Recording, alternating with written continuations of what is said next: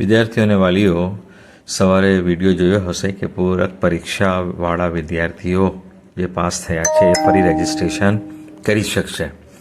એના માટે medical paramedical બંનેની વેબસાઇટ અપડેટ થઈ છે.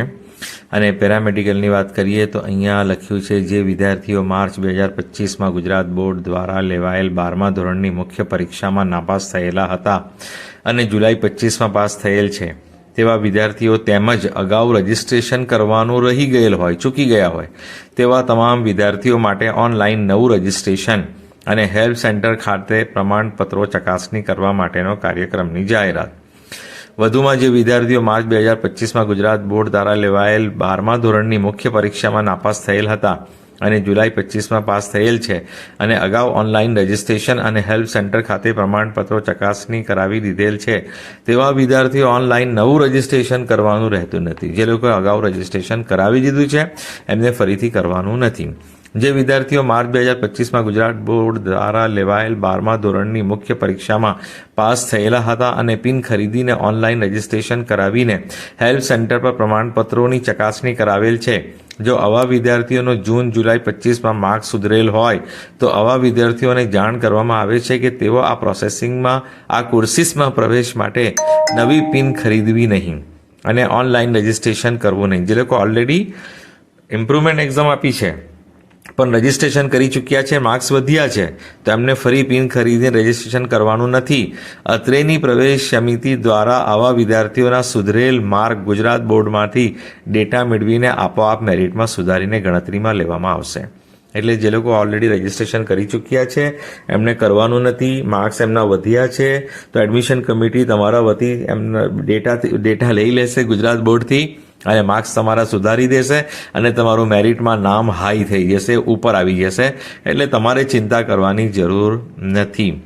હવે એક વાત સાંભળો કે પિન જ્યારે પરચેસ કરો તો આપણે બ્રોડબેન્ડ હોવું જોઈએ, ઇન્ટરનેટની સ્પીડ સૌથી વધુ હોવી જોઈએ, સૌથી સારી હોવી જોઈએ અને આ કાર્યક્રમ 23/7થી 1 ઓગસ્ટ સુધી રહેવાનો છે.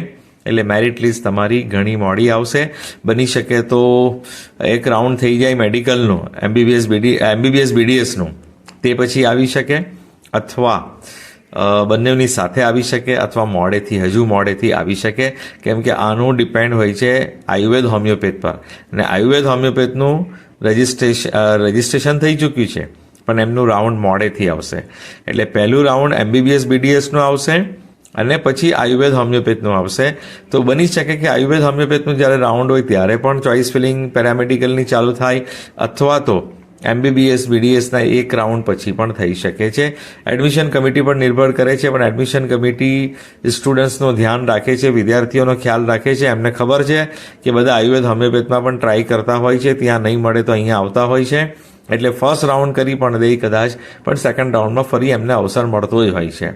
એટલે એડમિશન કમિટી પેરામેડિકલની શું કરે છે, જો આનું નામ તો બદલાઈ ગયું છે, મેડિકલ હેલ્થ એલાયન્સ બધું આવી ગયું છે નવું નામ, પણ બધા પેરામેડિકલથી ઓળખતા હોય એટલે હું પેરામેડિકલનો જ ઉપયોગ કરું છું જેથી બધાને જલ્દી સમજણ પડી જાય. પાછી કંઈ નવી વેબસાઇટ નહીં સમજે કે નવી વેબસાઇટ કઈ આવી આ.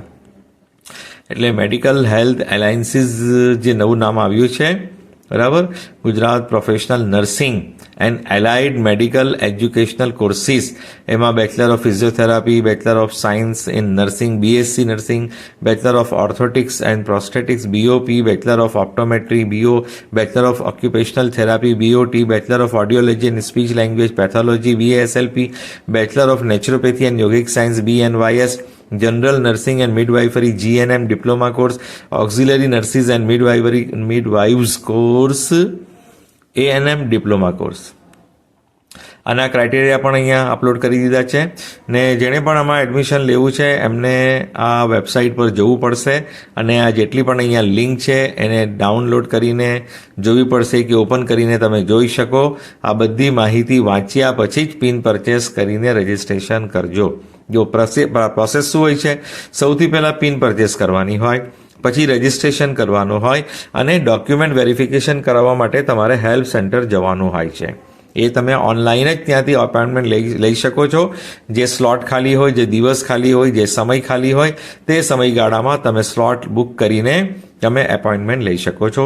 જે ડોક્યુમેન્ટ્સ જોઈએ છે એ અહીંયા અપલોડ કર્યા છે અને મારા ડોક્યુમેન્ટ્સ વિશે એક વિડીયો પણ છે, તે પણ તમે ડિટેલમાં જોઈ શકશો.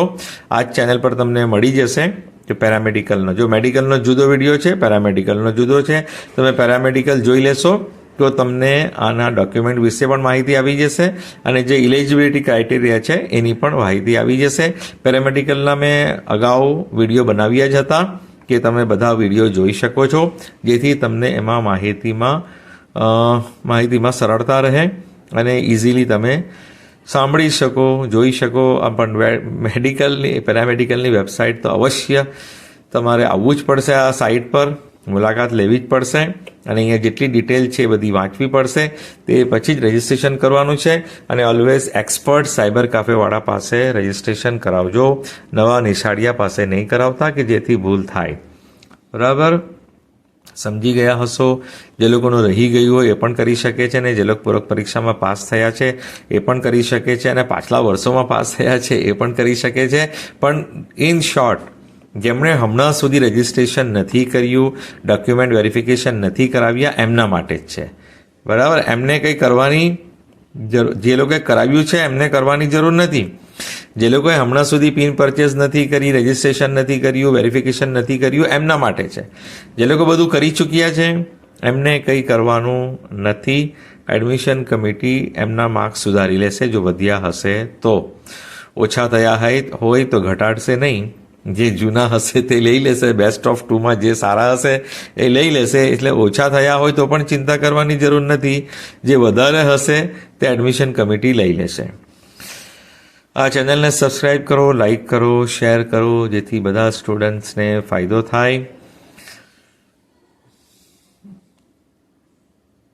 આપનું ભલું થાય, સૌનું ભલું થાય, સારામાં સારી કોલેજમાં તમારું એડમિશન થાય એવી શુભેચ્છા. Thank you so much for listening, liking, subscribing and sharing.